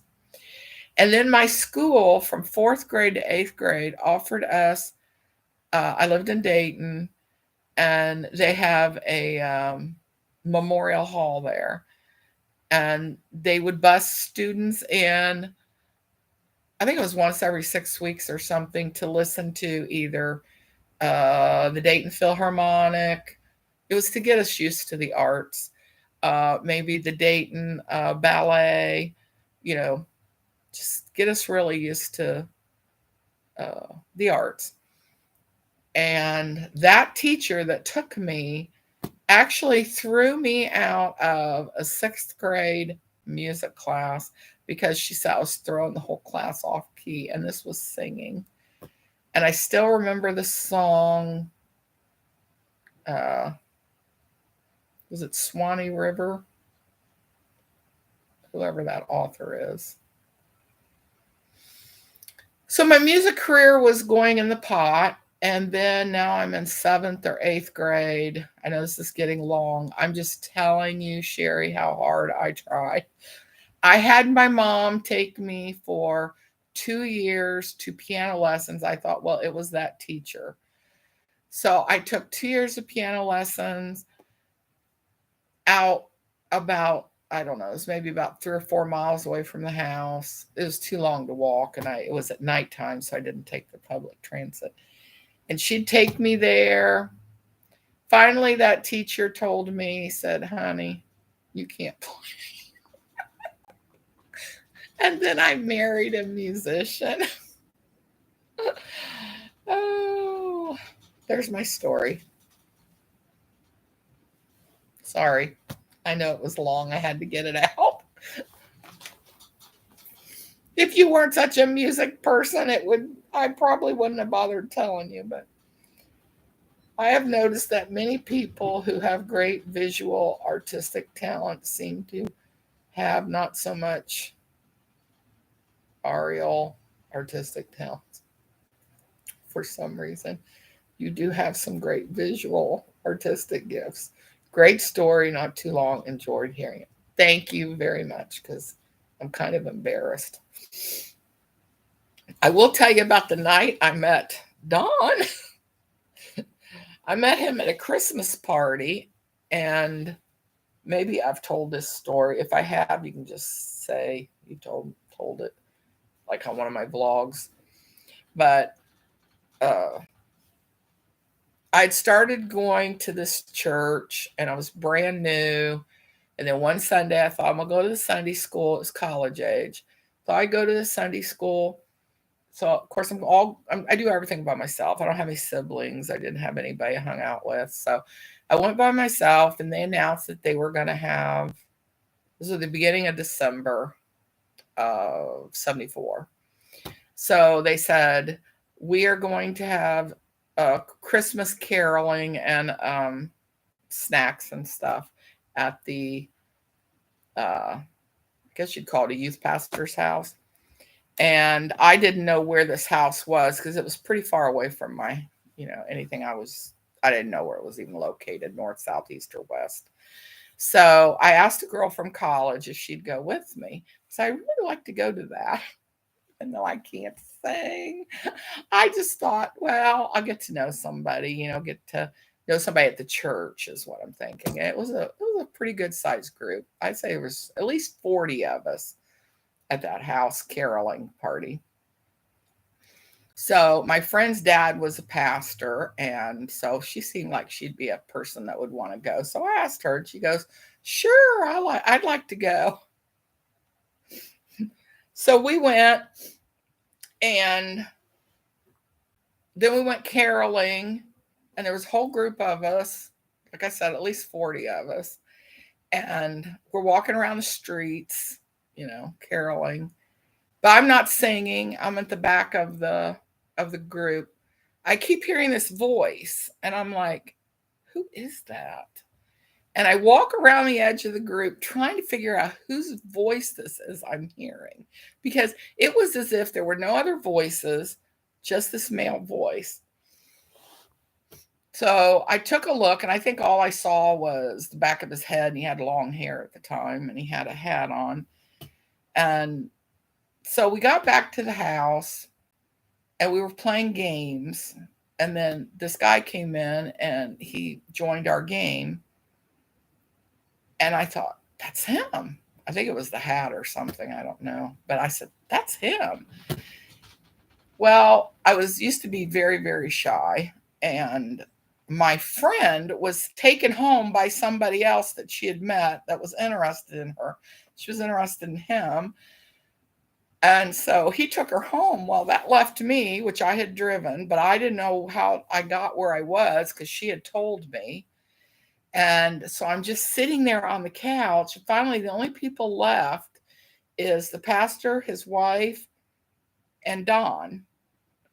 And finally, the pastor says, can I help you?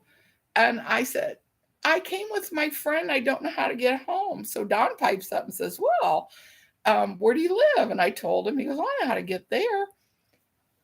So I follow him home to my house thinking he's going to leave, and I wave him goodbye. And after I get out of my car, he said, I need to go get some gas. Would you like to get some gas and something to eat? And that's about midnight by this time. And I don't know him. I just knew I liked his singing. And he said, well, you can just jump in the car. Well, it wasn't that simple. It was like 15 minutes for him to clear out because it was a 2-seater Sunbeam Alpine sports car, and it was an old one. And I thought, well, I'd like to ride in that car. So by the time he got the front seat emptied of tennis rackets, shoes, clothes, all this stuff he had in the front seat and the floor. I don't even know where he put it because it's a little tiny car. So we're pulling out, and we're getting up on the highway, and he has an 8-track cassette player, whatever you call those, 8-track though. And he pops in a Frank Sinatra song, and he sings to me. The very first song was Strangers in the Night. I was done. I was like, oh my goodness. And when he gets done singing, he tells me he's in the Dayton opera right then. I mean, like, was rehearsing for the Dayton opera. He sang, but he was a Roman soldier. Anyways, oh, hi, Brenda. Anyways, so yeah, that's how we met. All music, and I don't do any of it. Brenda, this is Sherry on here, and she is very musical. And Sherry, this is Brenda, and Brenda writes music. She sings. I think you sing really nice, Brenda. I don't remember you singing. Yeah, it was very romantic, Sherry. And Brenda and I have known each other since elementary school, and we grew up on the same street.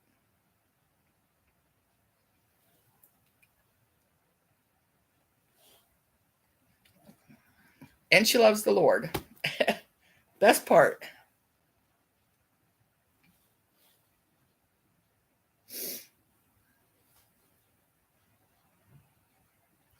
Um, I think Sherry left me um, a comment, but she didn't. This first time you've talked here, right, Sherry?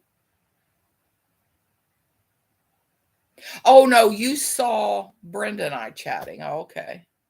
All right. I got it straight. I have dry eye, so I'm not just crying. This is just dry eye, which means your eyes run a lot. Well, Brenda, I don't know how long you've been here, but that's Freddie's blanket I'm working on. Brenda quilts, and she's just getting back into it. Right, Brenda? Put you on the spot here.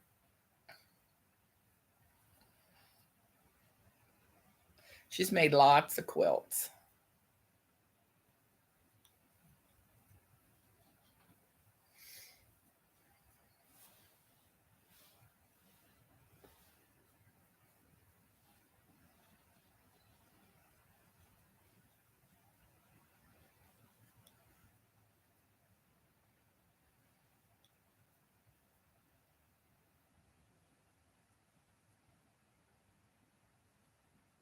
I think I'm catching my breath from my stories. I used to do some stuff, love to sew, can't anymore, but kept my machine in case there's a miracle or something. Did you ever do hand sewing? I do like embroidery, but, and that's probably the only kind of sewing I would get back to, which now that I think about it, I probably will try that again. I do freehand. I don't do, like, I can draw something on the fabric and then I'll do that, but I don't buy embroidery kits really. Did embroidery as a teenager.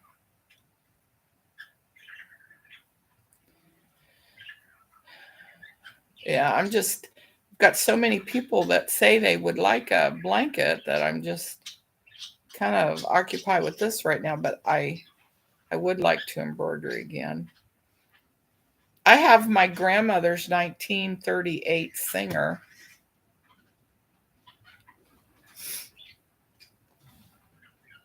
You love mending. That's good because a lot of people that sew don't like to mend. So that's very good that you like to do that. I see Brenda's gone, so that's okay. She'll be back. I don't know. I know. I wonder why this is. Maybe you like hand, or is it mending on the machine? Maybe you like saving stuff. My grandmother loved to mend too. She couldn't throw things away, like, or give it away because she knew that, like, if it didn't fit her anymore, she wanted to take it all apart and remake it so that it now was either a new piece of clothing or um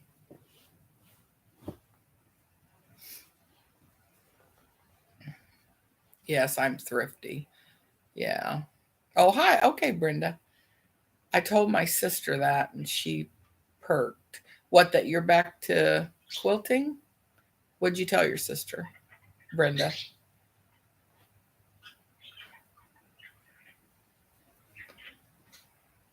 By the way, Sherry, Brenda's sister just lives down the street from me, which is nice. It's just nice to know we don't see each other, but it's nice to know she's there. So, Brenda, you've got your sister and me, who you talk to all the time, right here in the same little area.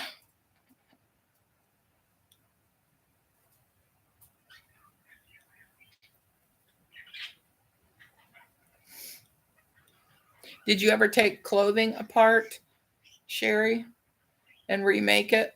Like if you buy something at the thrift store and or buy something that needs to be adjusted for yourself.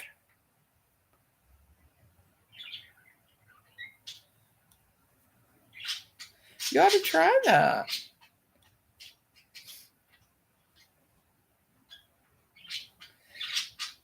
I know a lady that likes uh, to, she adjusts the shoulders a little bit.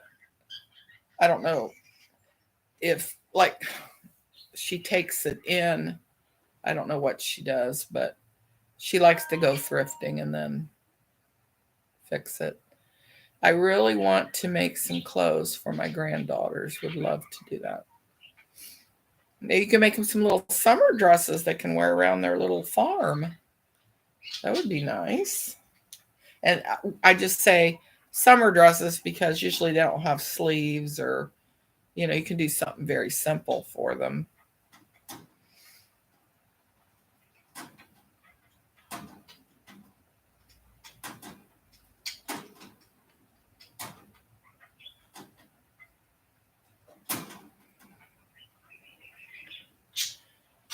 Yes, and okay, this is from my cousin-in-law. Well, the 8YO has to remain covered in the sun. Oh, yeah. Or is that B? My eyes are a little bad.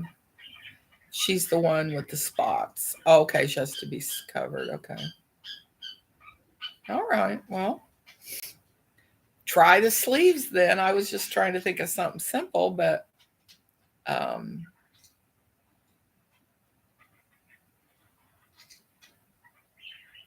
well, nothing to be sorry for, Brenda. Do you have to go?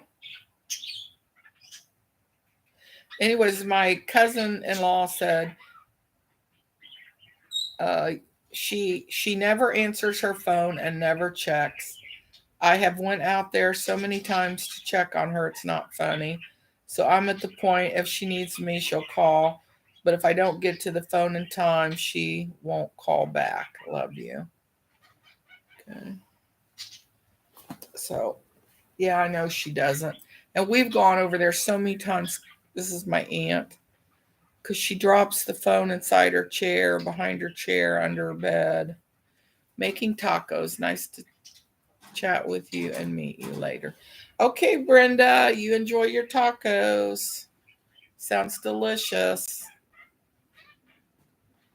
Love you.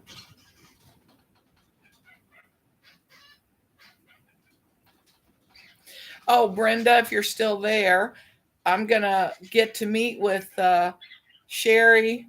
She lives up in Michigan. And then I get to meet with her sister sometime this summer. So that's going to be nice. All right. Bye-bye, Brenda. Love you.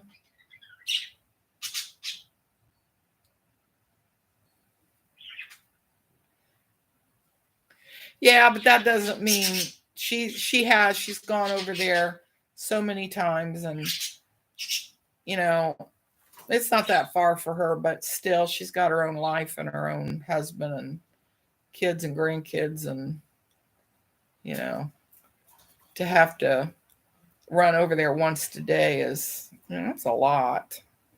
Just to make sure she's not laying on the floor again, which she's done twice. One of the times she laid on the floor almost 5 days. Her kidneys were almost completely shut down. She was so dehydrated, and her kidneys have not gotten back to normal function at all. Because then she landed on the floor again. I think she had whatever this RSV virus was going around. Yes, actually, it will be towards the end of May. Pete has a ham radio thing in Dayton. Are you kidding me? I have friends that used to go to that. I don't know if he still does anymore. She wouldn't because she's recovering from cancer. And it will probably be Pete and I. Oh, that will be nice because Pete and Don can get to talk. Since Gwen will be up here for my birthday and I'll see her then. Oh, I'm so sorry. I hope she's doing okay then. Not kidding. I know that will be great. Yeah, Don will love that.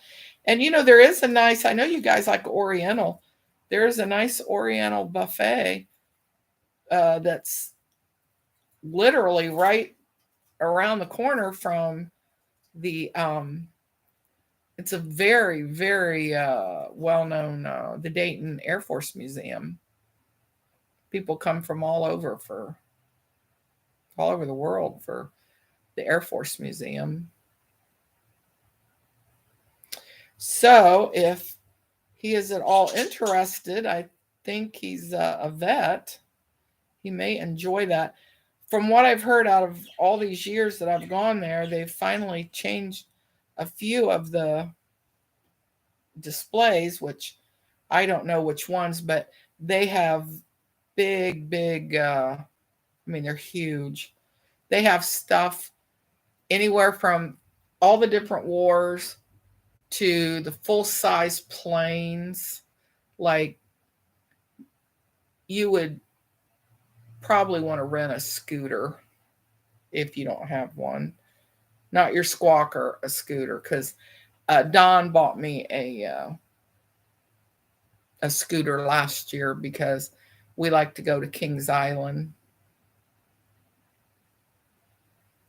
Pete is a Air Force vet. Yeah, this is actually on Wright Pat Air Force Base, which is right next to the Chinese buffet. The scooter that we got through Walmart, and it works really well. Now, um, I don't know what you've got with your leg mobilities, but if you can bend your knees, I think the scooters are nice. Um,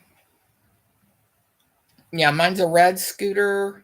It's for a heavier weight. Um, it comes apart. We can get the entire thing in a trunk with other things. You could get it in a back seat. You have a van, so it would work great. And I think you can get one for like $600, which I know is a lot of money, but um, and then it comes with a basket on it. Yeah. But anyways, I've only taken mine to Kings Island, but if I went to Wright Pat Museum again, Air Force Museum, hangars, that's what they have.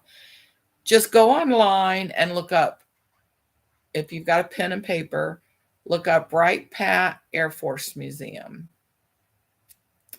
Dayton, Ohio. It's huge.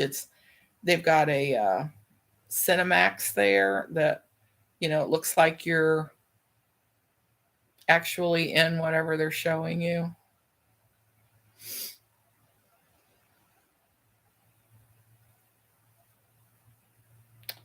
Yeah, I'd like to get Don one actually, but uh, because I know it's different. He golfs all the time. He golfed Monday, Tuesday, worked at the golf course Wednesday. Uh,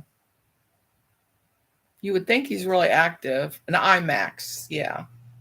You have to get signed up, call a little bit ahead to get on the list, but yeah, they have lots of showings every day.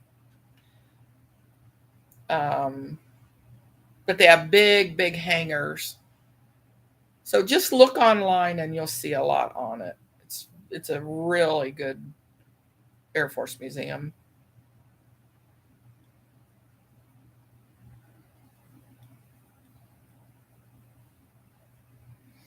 Are you coming down and staying at a hotel, or like I don't know what you're planning on doing? Pete would love that too. Yeah, I know he would. My dad was he was in the army, but that was one of the places when he'd come visit me when I was a teenager, we would go to, and he loved it. And of course, Don loves it. All my grandkids, my kids, they all love it. My son, his wife.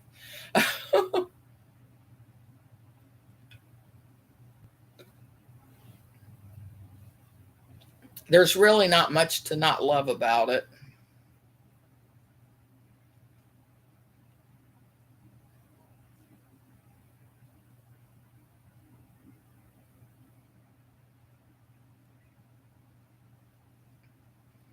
2 dogs and 2 parrots, huh? Yeah. Um, well, there's a home to home that's pretty close. It's home and then a two, and then, or is it just home two? We've got a brand new one just up the road here. I don't really know prices of things.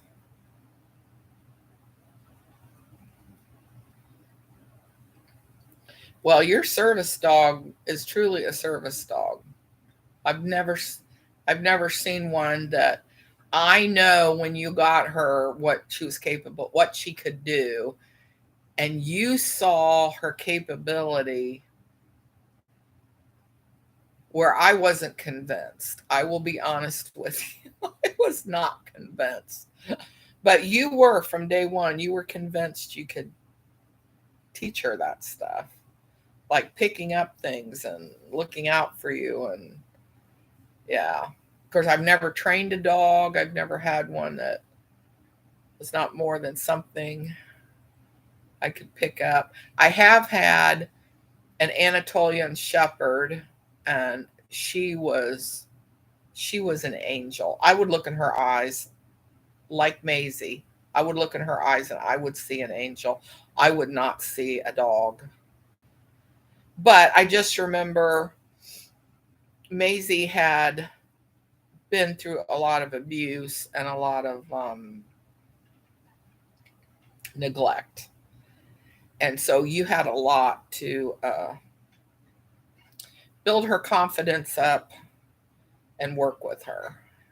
And you didn't give up for a second. Yeah. And then I had I'm talking about big dogs.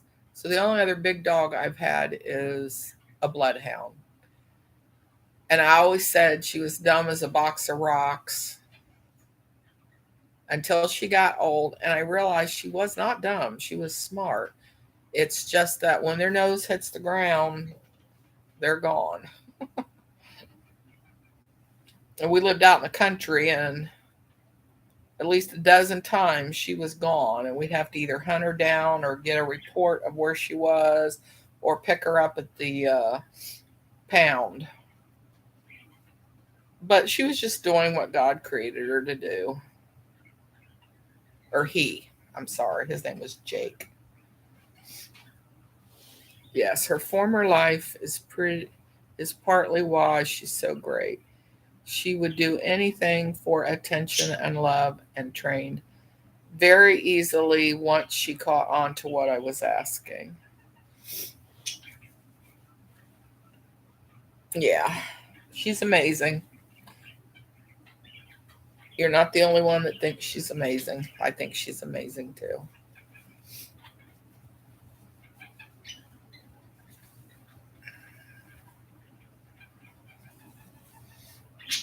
Kendall, Kendall, no, come here.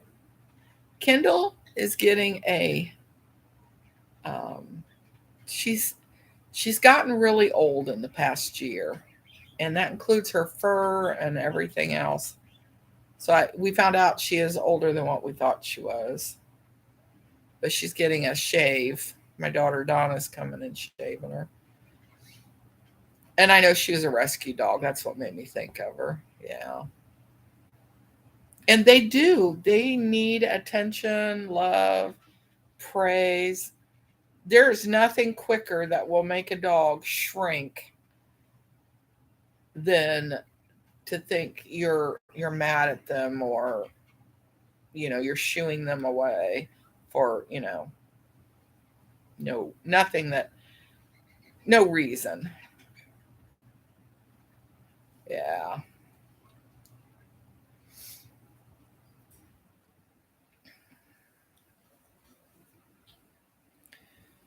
So will Chewy do okay staying in a hotel? Since how old is Kendall? Well, we thought she was about 7 years old, but I think she's actually older. And Kendall, she's asleep now, so she's not normally a come here dog. And I'm sorry I keep looking. I'm looking at your words, and then I'm looking at this. I'm looking everywhere, but trust me, I'm looking at you. Oh yeah, Chewy does fine. He's stayed in hotels before and does great. Good. Okay. Well, Kendall, if we ever left her, which I probably never would, um, I have a doggy stroller. It's kind of like a baby stroller, and it has a metal bar that comes down, nice screen on it. And if I had to, I would take her someplace in that, because, and if I ever had to leave her, if I was traveling someplace, she grew up in a crate, not grew up, since we had her, she has a small crate, and then she has a bed and her blanket and a little bowl of water that's in the corner. And we did that for probably the first 5 years. Now we don't do it at all, because she seems much more comfortable being on her own, which she wasn't before. And she, like, second she knew we were going to go, she would go to her crate. But I think that just made her feel safe, and she knew that she would be there until we got home. But we never try to leave her very long, just go to the grocery store or something. Now she has a bed there. She cannot climb up on any furniture. She has kind of a bad back leg, and it's gotten worse. I remember you were considering two dogs when you got her. Yeah, it was one of her sisters. Um, Kimmy, Kendall, Kimmy, Chloe. Well, they were all named after the cart. Oh, except for Caitlin. Caitlin was the dad. And who was the fifth one? Kimmy, Kendi, Kendall, Caitlin. See, I've already forgotten the other two. But yeah, they had rescued actually 38 dogs from this one place. And the place we adopted her from had 5 of them. And apparently they made the national news, which had nothing to do with the dogs. So I think the dogs were taken away. And whatever it was, I don't know. They wouldn't tell me, and I didn't really push it after they told me they couldn't tell me. My former dog was Tilly, Tillie, and she was Pomeranian, and she ended up dying of a brain tumor. She had a massive stroke.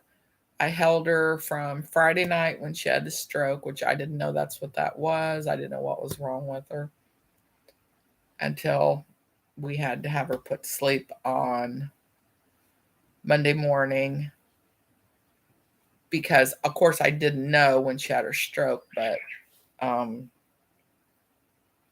yeah, she was adorable. But she hadn't emptied her bladder that whole time because I held her the whole time. And when I did put her, I had a little bed next to my chair at the foot of my, where my feet are, so I could watch her.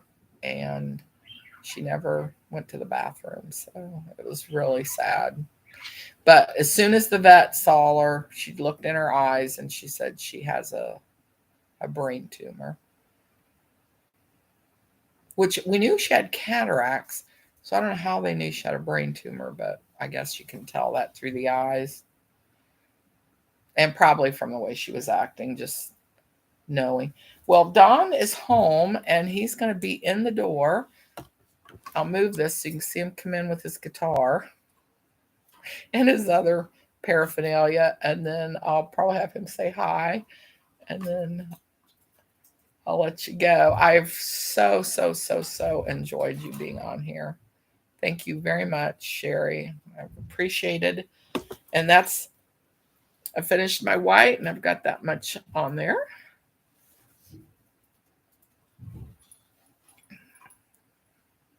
Does Pete happen to be in the room?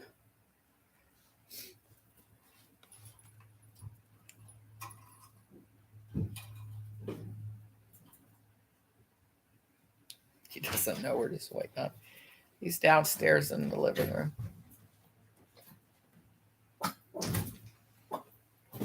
We're watching you come in, honey. Come, bring your guitar over this way.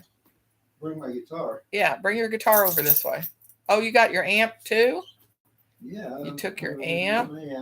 He just fixed his amp. Hello. This is Sherry.